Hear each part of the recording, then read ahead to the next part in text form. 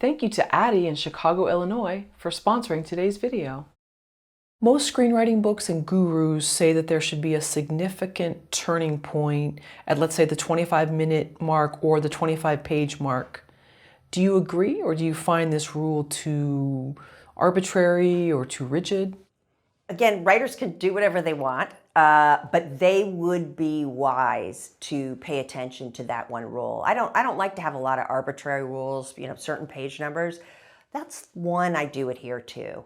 And the reason is this. I think a lot of people maybe don't understand why that is. They just hear it as a rule. We have about a 25-minute attention span. Right? The Pomodoro method, are you familiar with that? I have heard of that, yeah. Right, so it's a method, it's basically a work process method when you're feeling like you're procrastinating. And I recommend it to my writers all the time. If you're not, I find things like beat sheets particularly unpleasant to write. Scripts are more fun. The beat sheet's not so fun. You have to kind of force yourself. Sometimes you have to use something like the Pomodoro method, which says basically we have about an attention span of 25 minutes.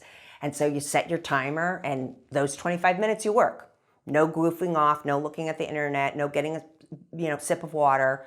Work for 25 minutes. Even if you're just staring at the screen for 25 minutes, do that until the buzzer rings. And then you take a 5-minute break.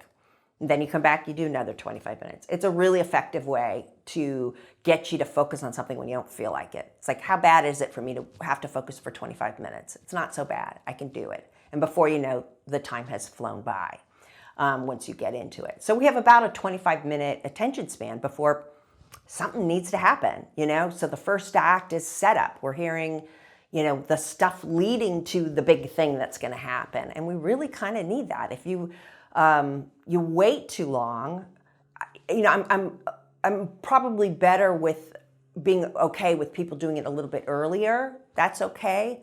But I wouldn't go later. If your point of no return isn't till, which is what I call the event at 25 pages, if that doesn't happen until page 35, there's a really big chance at 25 pages I got bored.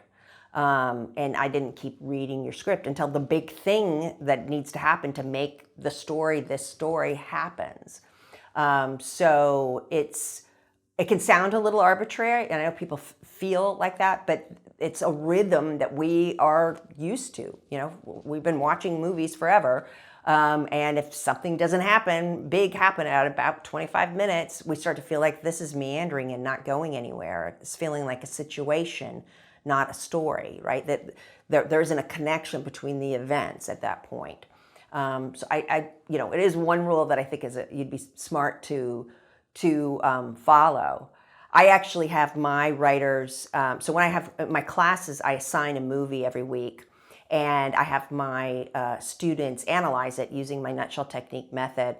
And I've told them very often, like when they're looking at things, trying to figure out a point of no return in an existing movie, they'll tell me something that happens at 5 minutes. And I've told them the point of no return would never happen at 5 minutes. Did you check your watch? And they're like, no, I didn't. I was like, check your time, check the time. And I had some students who were concerned. There's a movie theater chain that has a very, very strict no texting rule. No lights from phone. Your phone should be away and dark. And you shouldn't be texting, or they will throw you out without. Ooh, I like that place. They'll throw you out without giving you a refund, and they're very, very strict about it. And I had some students who were concerned that they were going to get thrown out because I told them you've got to check I don't want you bringing in something, telling me something that 15 minutes is the point of no return. I want you to check what happens at 25 minutes.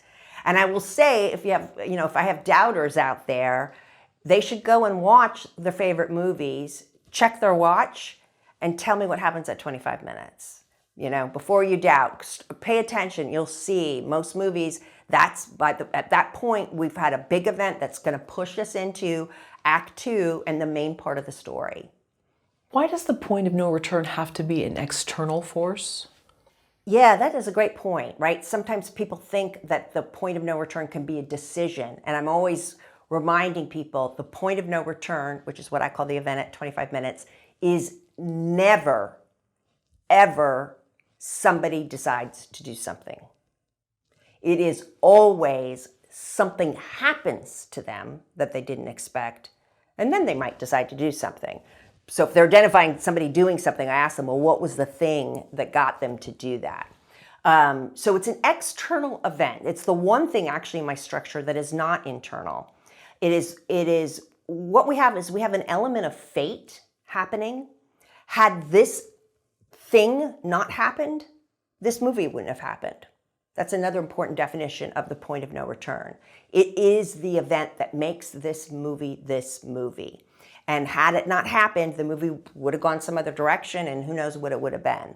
And so it's an external force. It also answers, have you ever heard the note people get of why now? Right? Writers sometimes get the note, I don't understand why. Why is this happening now? This answers that question. It's happening now because, this happened, this thing happened. And so then they made a decision. They didn't just wake up one day and make a decision, right? That's when we say, why now? Why are they deciding to do this now? They decided to do this now because this external event came out of nowhere and suddenly made it possible for them to make this decision or put everything in place so they could make the decision. But without it, it feels arbitrary. It feels like people are just kind of making unmotivated decisions as opposed to something has happened that has pushed their life into a direction that they did not anticipate is the idea behind it. If we think about an external force that pushes a character sort of out of their comfort zone, we could use the story of Erin Brockovich. And, she's a single mom, she's dealing with a lot of different things, and she becomes angered by information that she finds out, and it puts her on this new path. Yeah, she was assigned the grunt job of going through the files, and she's doing her job, trying to take it seriously, and she starts noticing all these medical files in there that she wasn't anticipating, and everyone tells her, pushes, they don't want to answer her questions where she's questioning that, and they're like, just do your job, basically. And this starts to reveal to her this pattern that is happening out there. And had that not happened, had she not been assigned that, let's say she was assigned to the mail room or assigned, to the marketing department or something, the story known as Erin Brockovich wouldn't have happened.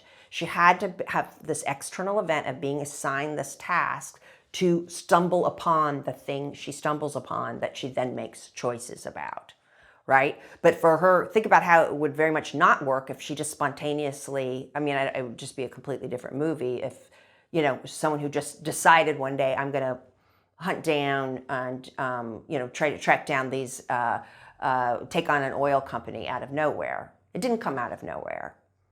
Right. So she saw people, and these were people, I think, in a town a little bit further from her, but she also kind of probably identify with sort of their working class plight and felt like no one's helping them and they're kind of being brushed off. Yeah, they're people kind of like her who no one's listening to, right? No one's, paying attention to.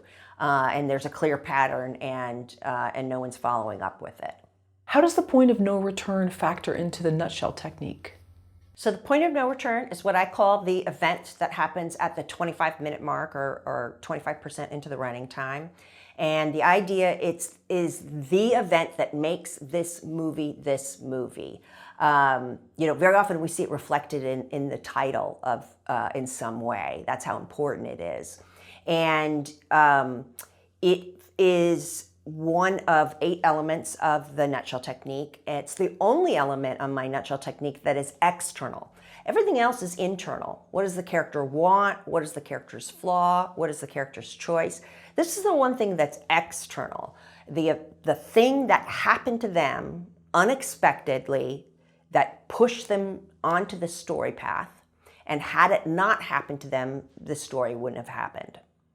And it's super important. It's not, some other methods, I'm sort of surprised of the name that we all use different names, it seems, and where it suggests, it's just like a break into two.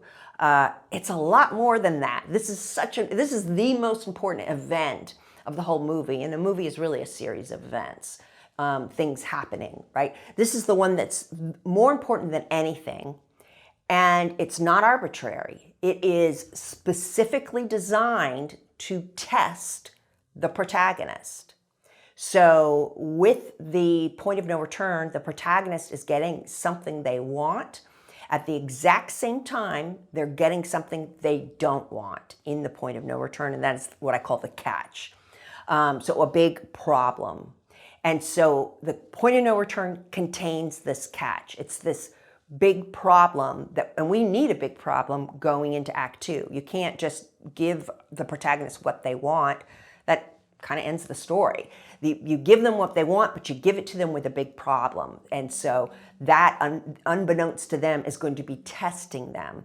And that catch that's part of the point of no return is ideally the perfect test of their flaw, which is another nutshell element. So it's a very loaded moment. It's the only external moment, though, or external of my elements in the 8 elements of the nutshell technique.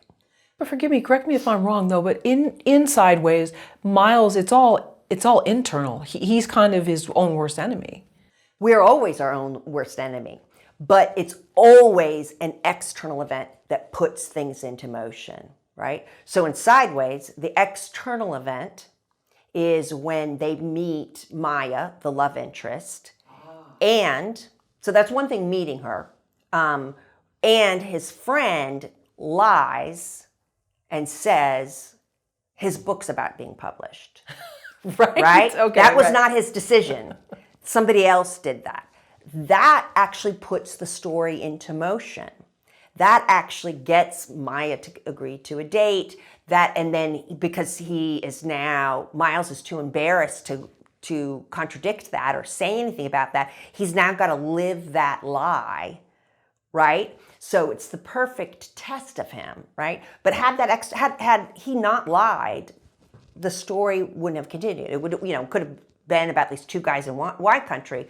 But as far as pursuing the love interest and his lies about who he is, as he's trying to, woo this woman and instead be honest about who he is, and also his relationship with his friend as well is affected. But that's what the whole middle part, the second act, is about, right? It's because he said that. Had he not said that, the story wouldn't have been put into motion. So that's the external push. Yeah. Okay. Yeah. Got it.